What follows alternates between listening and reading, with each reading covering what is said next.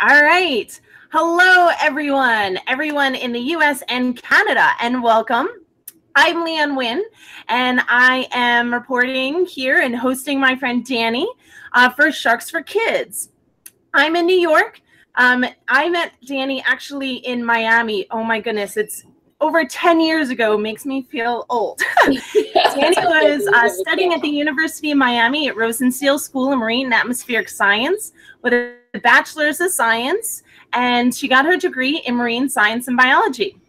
And Danny's continued to put her love of the sea into action in lots of exciting ways. So I'm not going to name too many. I'll let Danny tell you. But one thing that's awesome, when she was 21, with her mother, co-founded a nonprofit called the Big Blue NU. So that has like dedicated and inspired and educated lots of youth in the area through arts and media. And also, if you've never heard or seen it, she hosts a STEM educational TV series called Exploration Nature Knows Best. So that's cool beans. So I know Danny's been around and traveling and interacting with lots of stuff going on for World Oceans Week and leading up to World Oceans Day and the March for the Ocean. So I will go ahead and turn it over to Danny. All right. Hi, everybody. Thank you, Leanne, for the intro. Yes, it's been 10 years. I cannot believe that, but it's all good. But from day one, Leanne and I have shared this love for sharks, and Leanne really inspired me back then to just, dive all the way in and learn as much as I could about this beautiful species or multiple species that live in the ocean. So like you guys, well, first of all, actually, I'm broadcasting to you live from New Orleans. I just finished a boot camp this weekend with a few ocean organizations. It's called the Ocean Heroes Boot Camp, very first one ever, where we brought over 100 11 to 18-year-old young people. Excuse me, guys, my voice. Too much talking this weekend. But anyway, we had an amazing boot camp here at the Audubon Aquarium of the Americas. And all of the boot camp members, participants, they had a chance to build their own campaigns for the ocean, specifically to help protect and eliminate plastic, single-use plastics from the ocean. So we've had a great time. Like I said, many organizations took part in this, and it was the very first one. So hopefully next year or the years afterward, maybe somebody in this audience right now will be an ocean hero too. So I hope you'll join that. But like Leanne said, I grew up in Miami. I was born and raised there. I fell in love with the ocean as a young person, right around your age, and knew that I wanted to do something in the water, something dealing with the ocean. And as I got older, I learned what it meant to study the life in the ocean, life, all biology. So marine biology was a career track that I was aiming for.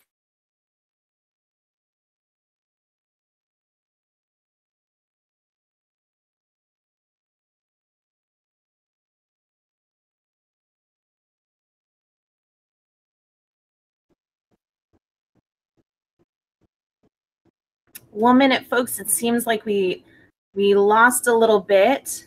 Let me see if I can get in touch with Danny. We've lost your feed a little bit. You see me now? Yes, you're back. Okay. Awesome. All right. So what I was talking about was my experience in undergrad studying marine biology. I absolutely loved it. I had a chance to get out in the field and help scientists with their research. I helped even publish a paper. Right? So I got all these great experiences, but what I realized at the end of it was that I loved communication. I loved sharing information about the ocean with people who had no idea about how special the ocean is and all the animals that live there. So I started working for a company right out of undergrad called Untamed Science, and we made science videos for textbooks. So I started learning how to talk about science in a new way and like make it exciting and fun and engaging. And so it was a great experience. And then after that, I've worked on several different other projects and that have all been related to science media. So the idea is that I get to work in front of the camera and sometimes behind the camera, writing scripts and filming videos that are explaining really complex or, hard to understand concepts. So I've absolutely loved this journey. It's not been easy all the time, like anything, in life. If you choose to do something different than other people, right?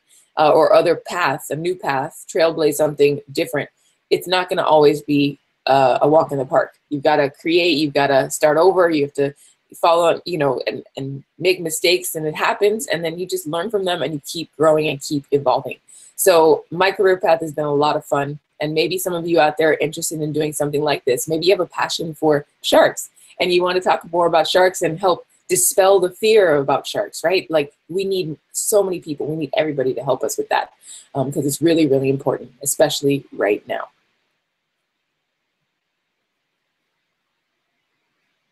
All right. Can you guys still see me? Can I get a thumbs up if you can see me? Yay. All right. Cool. Well, I wanted to share a quick story with you. Actually, a week and a half ago, I was in Mexico, on the west coast of Mexico, near Cabo San Lucas, which is right on the very tip of the Baja California Peninsula on the west coast of Mexico. And in between there, there's a beautiful area of water. There's the Sea of Cortez and this whole ecosystem, right? And I had a chance to go face to face with not only short fin mako sharks, but I also went scuba diving with bull sharks for the very first time in my life. And it was one of the coolest experiences ever. I saw the short fin makos actually right off the coast of Cabo San Lucas, which they've only realized recently that mako sharks are transiting right there by that city. They had no idea 10 years ago that there was a huge population of mako sharks, but also great hammerhead sharks as well. And that was fantastic. We went in the water, and I went with a group that is making sure to protect the sharks in that area. So we got in, we were drifting the boat, and then all of a sudden, sorry guys, somebody is texting me crazy. I don't know if you can hear that. Let me tell them to pause for a second. You hear the little dinging. Yeah, and I don't want to turn off the volume, so let's see. Live broadcasting.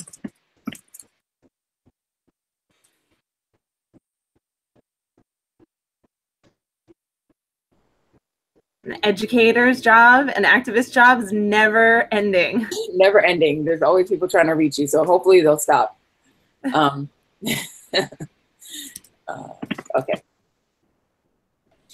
But yeah, so back to the story. So I went snorkeling with mako sharks. So that meant we were at the surface. I had my mask and snorkel and my fins, and we held onto a line connected to the boat. And as soon as the mako sharks showed up, we were able to jump in the water, and we stayed a really safe distance from the sharks, and we observed them and we watched them swim. Now, makos are awesome because they have these explosive bursts of speed. They're incredibly fast in the water, and they're actually not that big. I was surprised. I thought they were going to be much bigger, but the individuals we saw were around 5 to 6 feet long, so we were thinking they may have been juveniles. But I mean, that day was incredible, and being right there in the open ocean, looking down and seeing nothing but blue, that's one of my favorite places to be, because you just don't know what's underneath you and what life is, what life and excitement is happening underneath. There was also a submarine canyon in that area, so it was extremely deep. So you definitely couldn't see the bottom.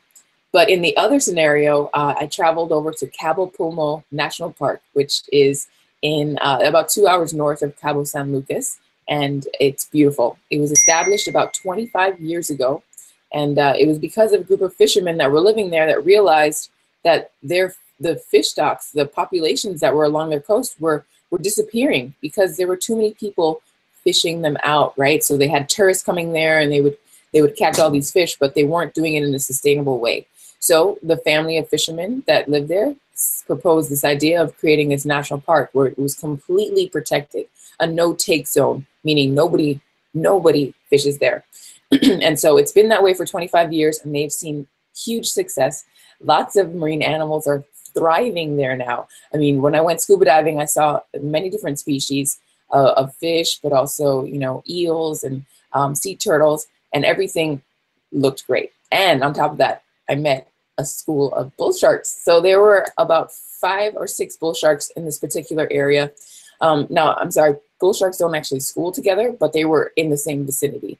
And so the sharks were near a wreck. There was a shipwreck in that park. And so we got to dive down there about 60 feet down. And I saw these full-grown bull sharks around 12 feet long.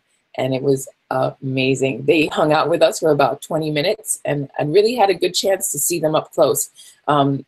I didn't feel threatened. I felt great. And I was really curious. And I managed to look at a few in the eye and watch them as they swam by us, and it was amazing. They were just checking us out, wondering what we were doing down there, you know, spewing bubbles and observing all the other animals. And so I highly recommend that experience. Once you guys, maybe one day when you get scuba certified, I hope everybody in this call gets a chance to become scuba certified. It's the best thing that you could ever do, especially if you love the ocean.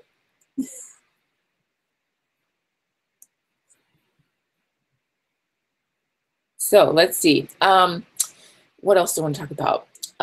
Leanne, do you have any specific questions? Actually, we have a question from the web, first of all. Somebody who is not able to join us, but they're looking on, they're following us on YouTube. And their question was, what do you think makes the ocean so special? Which is a great question. It's from Ms. Mindick's first grade class. Oh, hi, everybody from Miss Mindick's class. I think the ocean is so special because it is our source of life, right? For us humans on this planet, we couldn't live here if we didn't have the ocean. And when the ocean is in a healthy balance, when there are animals and ecosystems that are working together, we are able to thrive, right? And so starting from the small, tiny, microscopic plankton that live at the very surface near, you know, close to the sunlight, to the giant whales, some of the blue whale, the largest animal that's ever lived on planet Earth. I think the ocean is just incredible, and how all of those, you know, individual species work together to stay in balance. And I think it's a great metaphor for us, right? For us humans to see, wow, the ocean can work in balance like that. How can we could do the same thing, right? And learn a lot from the ocean. And of course, for me personally, I am so happy when I'm underwater. That's where I find my peace. That's where I go to explore. Whenever I'm at the beach, you know, that's my favorite place to be. And so being around or near water like the ocean is so special. And I hope everybody finds a way in their own way to connect with the ocean, whether it's going to the beach or paddleboarding or surfing or scuba diving, going out on boats. All of these ways you can connect with the ocean and see all of its wonder. Well, great answer. And that actually is kind of a segue, because you were talking about, you know, diving and whatnot.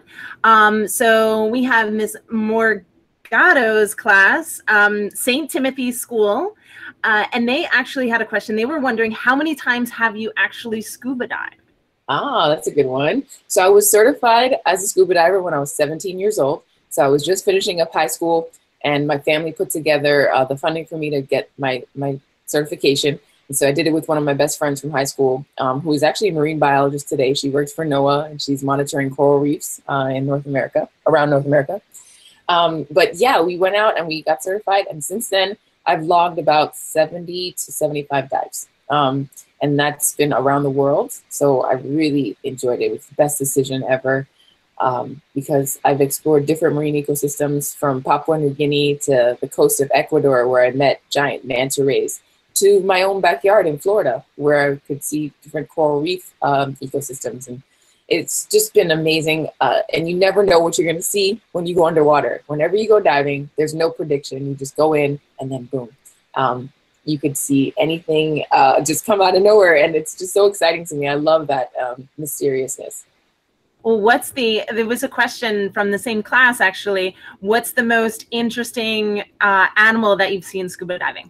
Most interesting animal. Experience-wise, like interacting with them, would definitely be the giant manta rays. They are incredible animals. They have the largest brain of any fish species, right? Based on the size of their body and their brain. So there's a lot that scientists are looking to find out about manta rays and their cognition, and they're huge. Second of all, I mean, when you see them underwater, this particular species of manta ray had a wingspan of nearly 20 feet across. So I was in the water and working with a marine scientist who studies them, Dr. Andrea Marshall, and we had a chance to see many different individuals throughout the course of like 7 days. Hardest diving that I've ever done, though. Cold, cold water. The water was very green, almost like pea soup, because there was a lot of plankton, because that's what manta rays feed on. They're filter feeders, right? And then also, there was massive current. So we were around this tiny little island, and the ocean was just pushing. And that's why the mantas love that area so much. But it was so worth it. And I just had to work a little bit harder. But once we saw the mantas and I had a chance to interact with one of them, oh my goodness, it changed everything. And And in fact, we saw one manta that was wrapped in fishing line. So somehow it had run into a line, a single line that was monofilament, which is made of plastic, and spooled itself. And it ended up cutting into its skin. And it couldn't get it off because it doesn't have hands like we do, or a dive knife, right? So Andrea Marshall, a marine scientist, she saw this. We were together. We were buddies on that dive. And she swam off really, really quickly and took her dive knife and managed to cut off that line from the manta. And then the manta came back around and ended up hanging out with us for the remainder of our dive and just swam with us. And we were able to observe it. We took pictures of it, you know, markings, which is, you know, individual to each manta. And it's really hard to describe how special that moment was because mantas are awesome. That's awesome. Thanks for sharing that.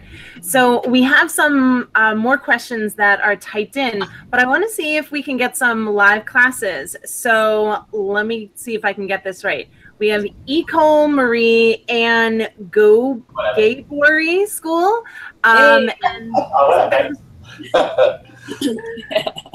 So if one of your students wants to go ahead and come on up and ask a question. Nice and loud. Yeah, hi, Tatan. Hi, my name is Christina, and one of my questions is, what's the most interesting thing you've ever done? Hi, Christina. So the most interesting thing that I've ever done, it's hard to choose one, honestly. I'm an adventurous person. I love trying new things. So there are a lot of experiences that I've had that have really topped some of them. I think one that I can think of off the top of my head would be skydiving. I actually just went skydiving 2 weeks ago, again for the second time, and it was exhilarating.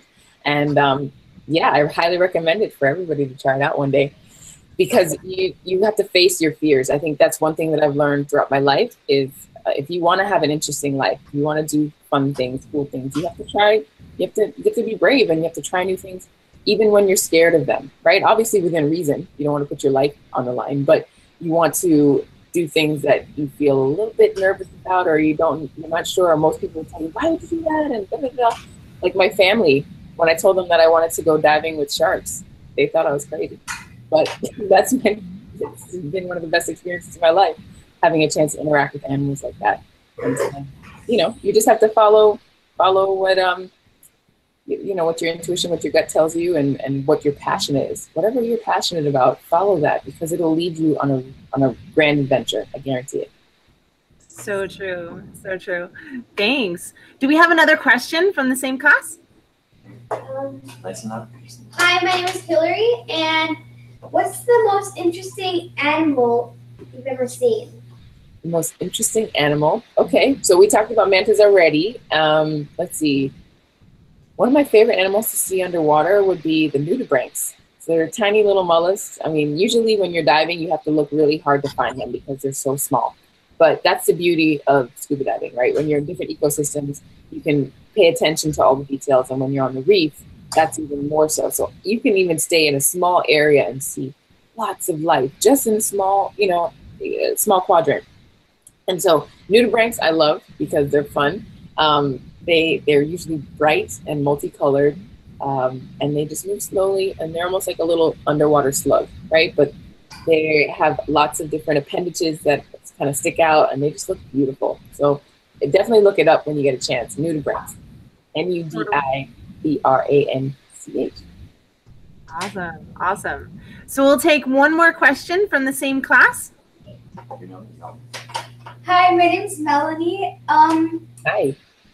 My question is, what is the biggest number of sharks you've seen at once? At once.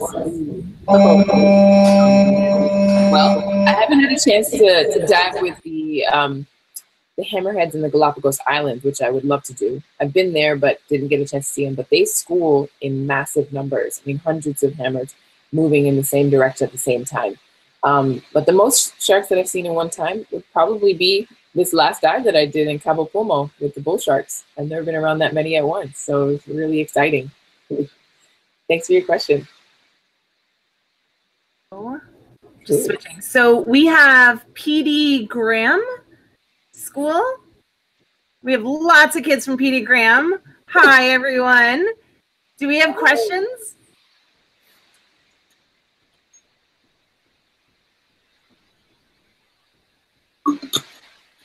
Awesome. Here we go. Okay, this is Sterling. Okay, just go ahead and ask your question. Hi, Sterling. Can sharks like tear open a scuba diving cage? Oh no, we're froze now. Can you hear us? Okay, hold on. I got you. We're frozen. Yes, I can hear you, but 1 second. I think Here. we got technical Repeat the question. moment. I heard your question. Okay.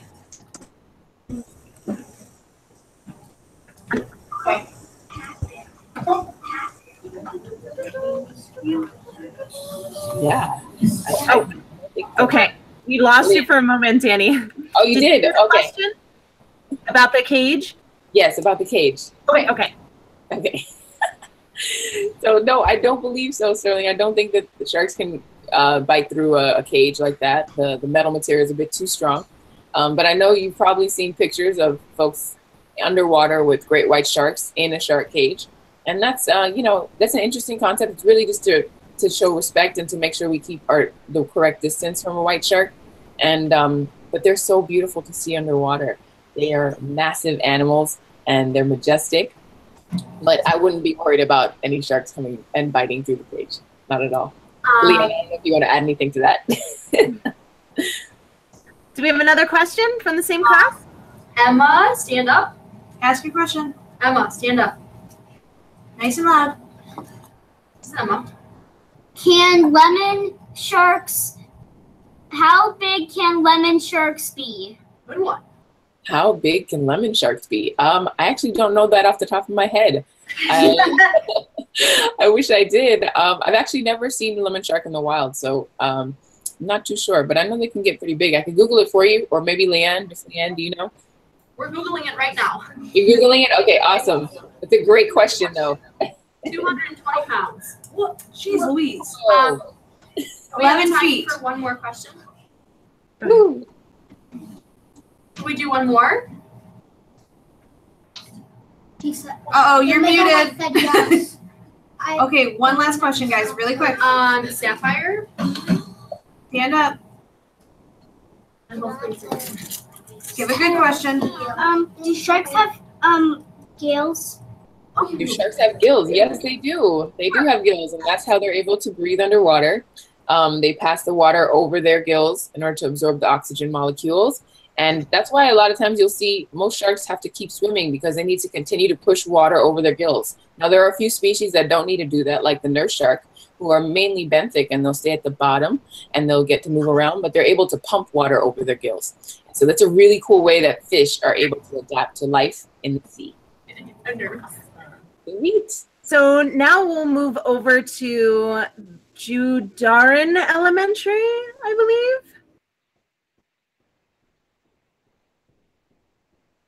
All right. You have Hi. 7th graders there. Yes. Oh, hey, guys. 7th grade. You're still on mute, so go ahead and come on up and ask your questions. Uh-oh, we can't hear you. Just Is that better? Awesome. Yeah. Okay. Come on up. Come. All right, hold on 1 second. He's coming. Just say your name, honey, and then who you are.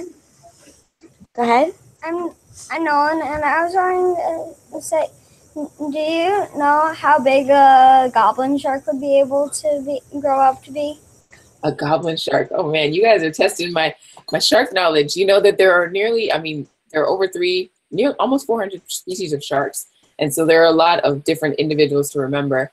I can look it up for you, but oh, this is awesome. Goblin sharks are fantastic, and they're so unique in the way they look. So let me see if I can find that real quick. I believe they can get up to the teens. So about 12 to, so like 10 to 12. Ah, yes. Yep, you got it. That's it. Sweet. Thanks for Great your question. Yes. Do we have another one from your school? Okay, yeah. Say your name, Tyler. Hi, my name is Tyler, and how long is a bull shark's lifespan? Oh my goodness. I don't know, guys. I wish I understood or could memorize all of that information.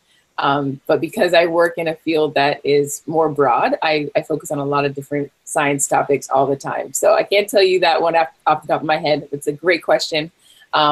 Again, I can look it up for you, but bull sharks are a fantastic species. If you don't mind, so theirs are about teens as well. So generally like, so like 13 to 16 or so.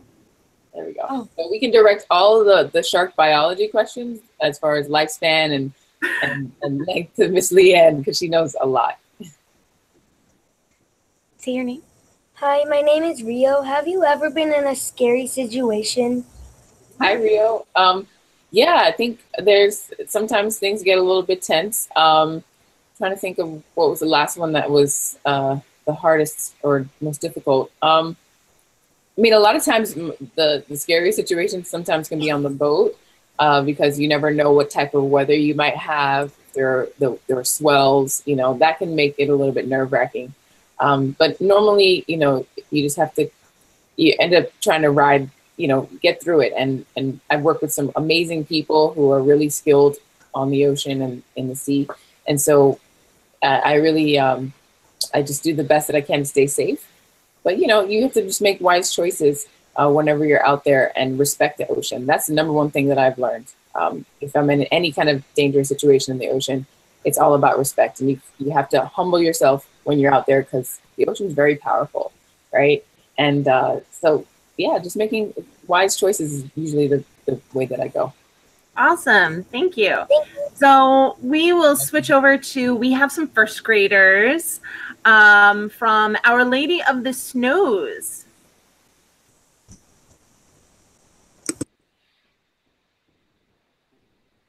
All right. Hi. Don't forget to take yourself off mute. Introduce yourself.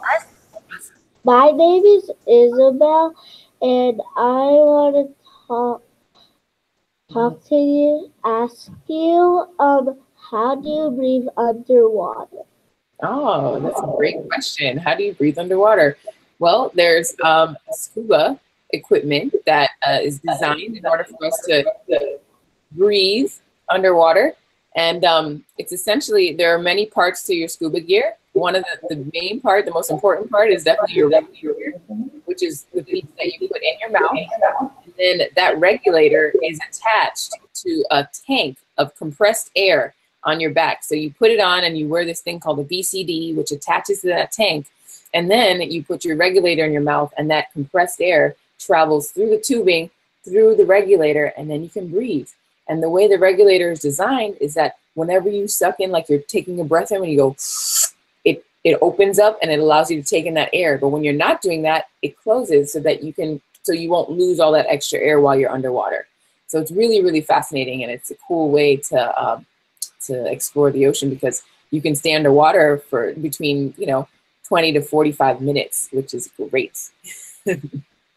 Awesome. Great question. That was great. If you have another question, we'll go ahead and unmute you. If you have another question. Come on over. Didn't say my name. So come down a little more. Miss Kurt, I got a question. Yes. How low can sharks go to the deep? How deep can they travel? How low can they travel? I mean, how deep can they travel? Yes. Yes. How deep can they travel? Well, there are a lot of really deep sharks that go down in the deep. Leanne, are you able to name off a couple of species that we know are down in the depths, in the abyss? Well, they're just starting to get some, deep sea sharks, the lantern sharks and everything. But the thing is we're still getting the technology in order to, get those. Actually, the deep sea sharks, most of us don't even dive with them. The only reason we know about them is because of fishing gear and pulling them up from the deep depths. But we don't even get to go that deep that we generally see them. Oh, yeah. We've only explored 5% of our oceans. on the surface of our planet. And so we have a lot to see. We have no idea what's down at the very bottom in the deepest points of the ocean. And so we have to go exploring. And a lot of people want to talk about going out to space, which I absolutely love, space exploration. But we also need to explore our inner space, our space right here on our planet that we have yet to go and see. So hopefully maybe one of you guys will develop new technology, new submersibles and submarines that can take us down there so we can see what's living at the depths. Indeed, indeed. Love ideas of submersibles and everything, you know. So, but again, only a few, you know, people and a few explorers are able to go that deep. So keep in technology, go STEM. Yeah. Do we have another question from your class? I was waiting, and I wonder how deep did you go? How deep did I go when I went scuba diving? The deepest I've ever been scuba diving was 120 feet.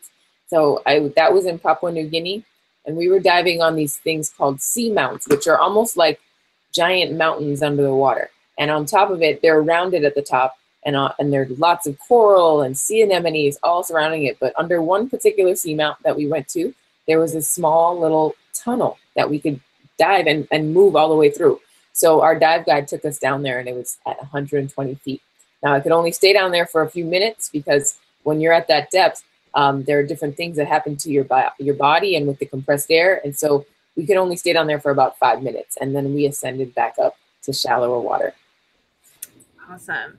So I'm sure you see my head going because we have questions online, and we have lost a few because people said thank you so much, but the little ones have to go to lunch. Let's see. What is the one question that we had was, what is the largest shark that you have swam with in the ocean? The largest shark that I've swam with. I think it would be the bull shark. Whale sharks, yeah. How would I forget whale sharks? Oh my gosh. Yes, definitely whale sharks. I've had the chance to snorkel with whale sharks about 3 different times off the coast of Mexico on the East Coast, so opposite coast of where I was talking about earlier. Right near an island called Isla Mujeres, which there's an aggregation site where whale sharks come during a certain time of the year for about a month when a few species of fish are spawning their eggs, right? So they're floating to the surface, and the whale sharks are they feed on plankton and different things like that. And so they show up and they aggregate, and there's about 40 to 50 individual whale sharks that are in this vicinity. And so we go, and then I went out with Dr. Danni Ramirez, who's a Mexican marine scientist who studies whale sharks as well. And we were able to go in and see them up close. And so one of the individual whale sharks that I saw during one of our excursions, I think was around 37 feet long. Huge. Almost, I mean, it's like swimming with a school bus underwater. They're massive, but really docile and peaceful, and they're just doing their thing. They're out there feeding, having a good time, and you get a chance to see them up close. I mean, they're absolutely beautiful animals. Oh, thank you for sharing that. If I might add to that, I was actually to talk last night at the Explorers Club, and they were talking about it to share with you all that site specifically, it used to be a site where unfortunately, the fishermen would just pull up whale sharks and kill them and fin them, but they worked with the fishermen and turned them over into tourism because they really wanted to work with them, because the economy is something that matters over there. So that was something, instead of being fishermen, now they're doing tours, which is great. Thank you for sharing that. So let's see. What is the best part of your job? The best part of my job? Ooh, I would say the traveling.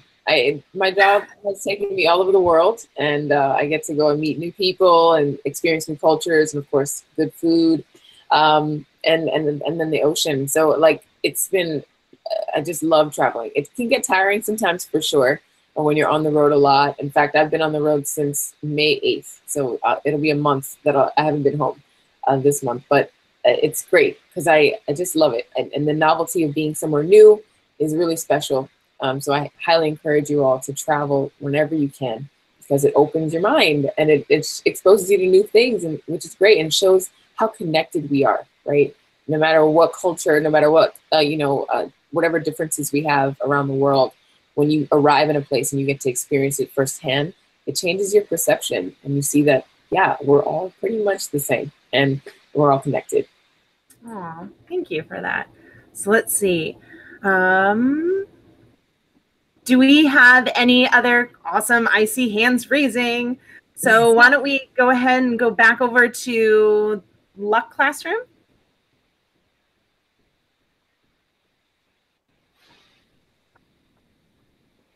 Don't forget that you're still on mute. There you go. Hi, my name is Charlton, and I'm wondering if you could get swallowed by a whale shark. That's a good question. You know, theoretically, yes, because they have a very large, the width of their mouth is very large, and probably could, but I doubt that would ever happen. Once again, you know, whale sharks are plankton feeders. They're not interested in eating us or any other, you know, large fish like that. So no, not very likely. But, you know, you have to pay attention, make sure you're not in their way. And when they're feeding, I mean, there were times when I did get whacked a couple times with whale shark caudal fin because I wasn't paying attention to where I was, because, you know, again, you have to give them space. You have to show them lots of respect and make sure that they can do whatever they need to do without getting in the way. Awesome. Same thing. Yep. Go ahead. Do you have another question?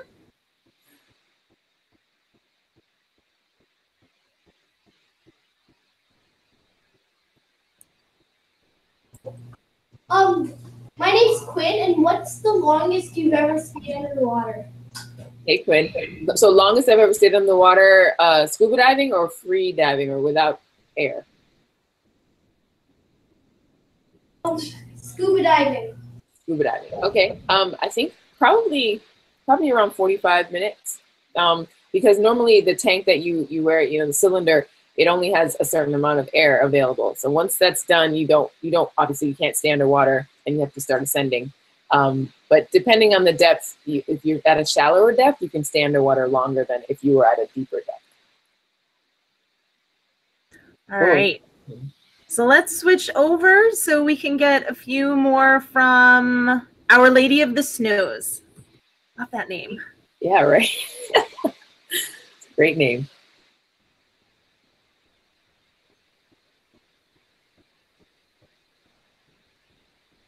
All right. Do we have questions from? Oh, there we go. Hello.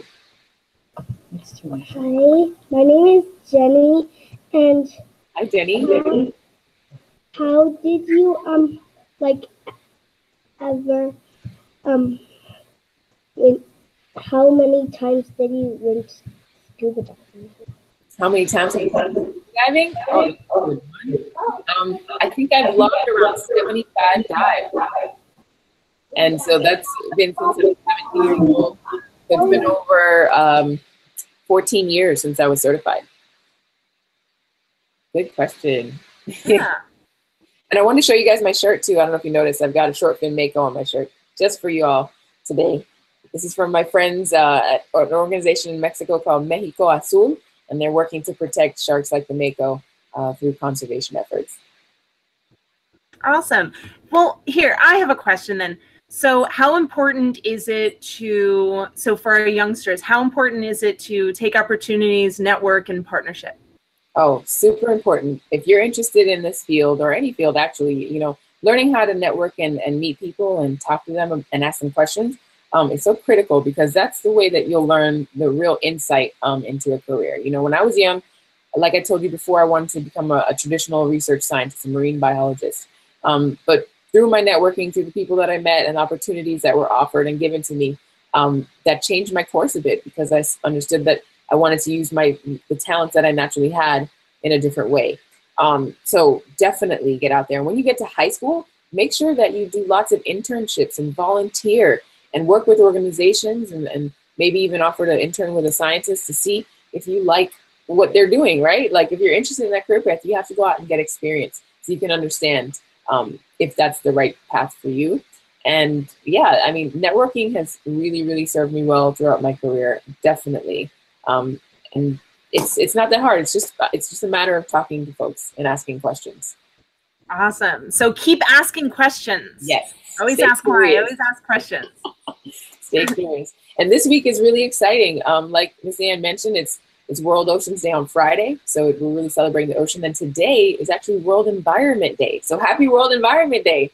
We're celebrating our planet, right, in its fullness and all things that the planet gives us.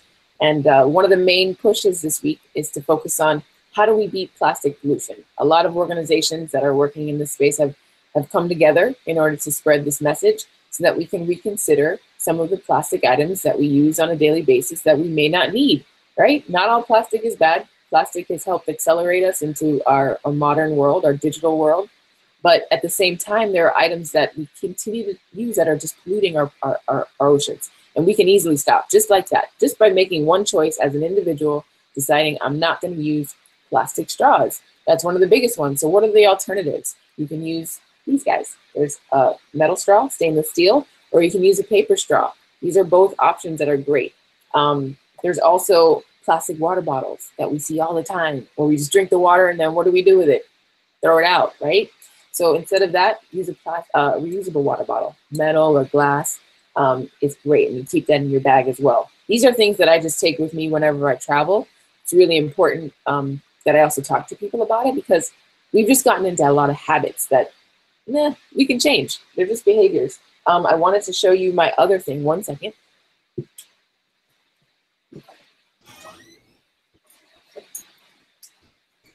All right, here we go. My utensils. So whenever you go out to eat, you don't. NMEA. Yes. I have them. It's got chopsticks in there. I've got a knife, fork, and a spoon. And I just keep this in my backpack all the time and use it whenever I go out. And again, it's just a simple choice that we can all make. One crazy stat about straws, we use 500 million straws every single day in the United States alone. That's not counting the entire, all the countries around the world. And these straws are unnecessary. So we're encouraging you this week for World Oceans Day, if you would consider stop using straws, right? Go find yourself a nice metal straw or paper straws and try it out. Try it for 30 days and see if you can go without using single-use plastics. Great. A great thing somebody said in a talk was talk to your grandparents and your great-grandparents, because they didn't use plastic bags and all the plastic. So it can be done. We don't actually need it. They survived without it. So let's hear from the kids again. So do we have another question from Our Lady of Snow? Oops. Hi. Hi, my name's Cash. What's the most dangerous thing you've seen in the water? The most dangerous thing I've seen in the water? Again, it would probably be, well, jellyfish sometimes scare me the most, to be honest. Because jellyfish, they have stinging cells that are called nematocysts. And if they touch your skin, then it ends up burning. And a lot of times, jellyfish aren't able to see us or swim toward us. They're not actively going after us. It's just they're within the currents and the waves of the ocean. So I've been stung multiple times just by accident, and it's not a fun experience. So, and fun fact, one of the most dangerous animals in the ocean is the box jellyfish. Their stinging cells are very, very, very powerful. But again, they're not out there trying to get you. They're just living their lives and they're doing their thing. And that's just an adaptation that they have that helps them catch their own prey. So sometimes, you got to just keep an eye out when you're in the ocean to make sure that there are no jellies around. Awesome. Awesome. So let's see. So do we have any other questions again from E. Cole Marie and Gabri?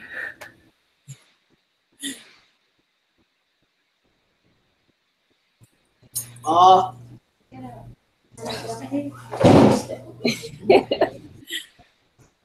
have a question. Has anybody seen Nature Knows Best?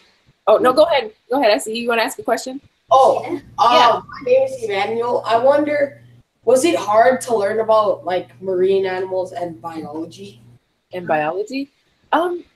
Well, yeah, sure. There were definitely times that it was difficult. There's a lot of information, you guys. When you talk about marine biology, there are countless species in the ocean that we have yet to even find out about, right? So It takes a lot of hard work and dedication, but it's worth it because you're understanding more about how the world works, right? And how different organisms interact with each other.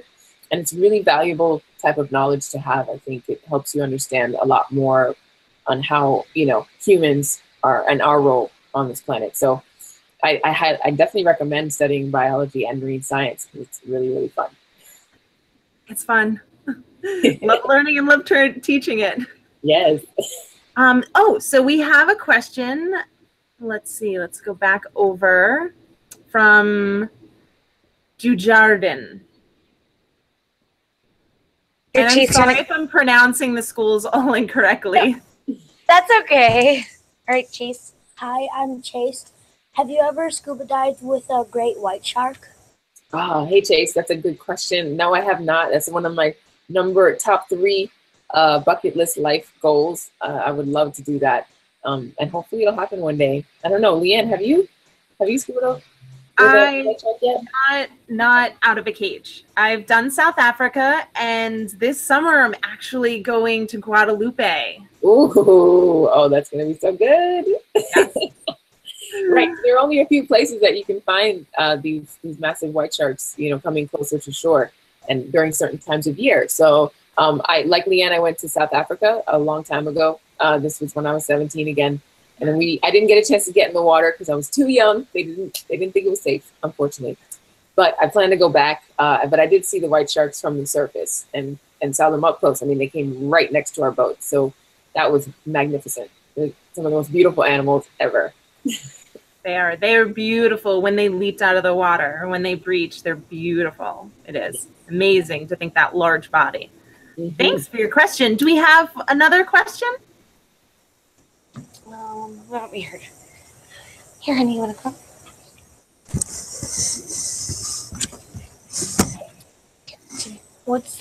My name is Aiden. What's the biggest type of shark in the sea? The biggest type of shark in the sea is the whale shark. The whale shark we were talking about earlier, that's actually the largest fish in the ocean too. So they're massive. You can see individuals, you know, like I saw a 36-foot whale shark, but I know that they've documented a couple that maybe around 40 feet. Leanne, correct me if I'm wrong, but I've heard that they can get very, very large. It depends, yeah, and it depends on, you know, what area they are because of the nutrients and everything in the water. Yeah. Yes. Great questions. Thank you. Thank you. You're welcome. So let's see, do we have any more from Our Lady of the Snows? So we'll take a few more from a few classes because we're going to wrap up by noon because everybody needs to get to lunch. Don't know what time frame you all are on, but we have lunch next. All right. What's the prettiest shark you've ever seen? The prettiest shark I've ever seen? Ooh. Hard. I'd say that, again, the whale shark is my favorite because they have this beautiful white dot pattern on the backs, on the top of their bodies, right? And believe it or not, each individual whale shark has a unique pattern, almost like our fingerprints are totally different from one another. The spot pattern is also different on every single whale shark.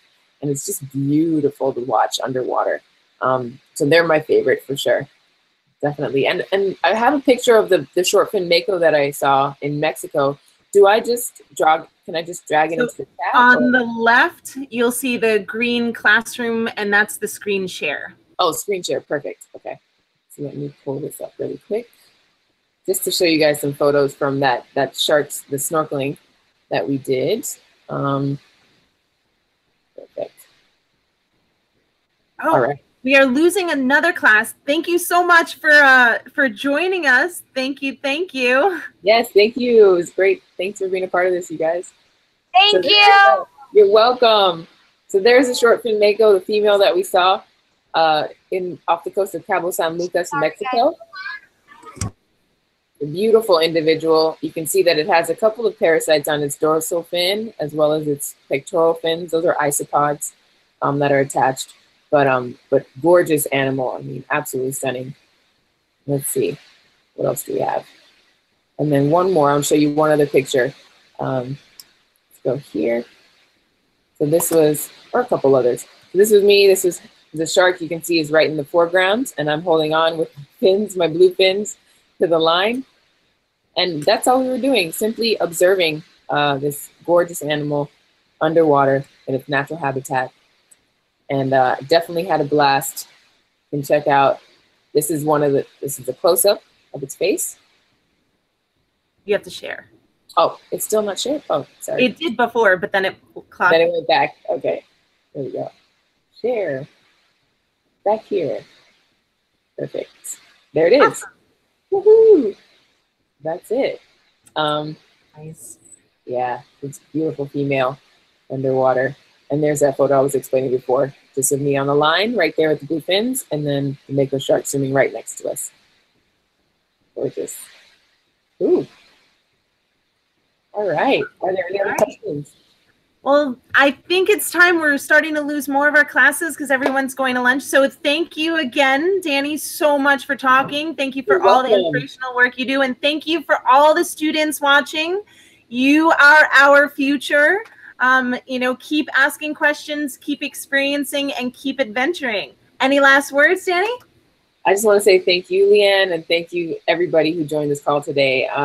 Keep up the great work, and make sure you support Sharks for Kids, because they're an incredible organization. And I know once we spread the word and we, you know, share our love for the ocean, more people will be ready and willing to help protect it. So I hope this was inspirational for you guys today. And if you ever have any questions, reach out to me. I have a website, DanniWashington.com, or you can check out my organization, Big Blue and You, at bigblueandyou.org. Awesome. Well, definitely. Again, we're in a world of social media. So Sharks for Kids and Danny and Big Blue and You are on Instagram and Facebook and Twitter and everything. And share the word, because this YouTube video will be up on our YouTube page and we'll be sharing it. So thank you, everyone. And any other questions or anything, feel free to send them our way. Thank you so much, Danny. All right. Thank you, Lan. Bye, everybody. Bye. Bye.